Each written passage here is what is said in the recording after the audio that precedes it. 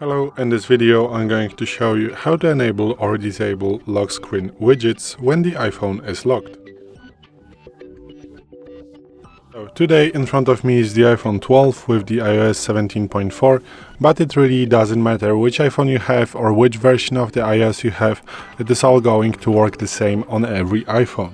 So what you want to do is to open settings, then you want to swipe down a little bit and go to the Face ID and passcode. Now you need to enter your passcode, so let's do it.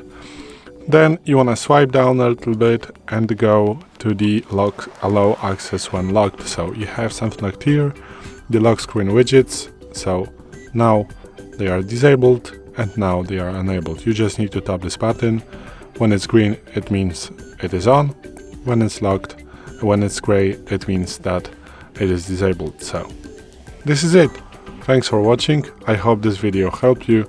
If it did, please leave a like and consider to subscribe to our channel.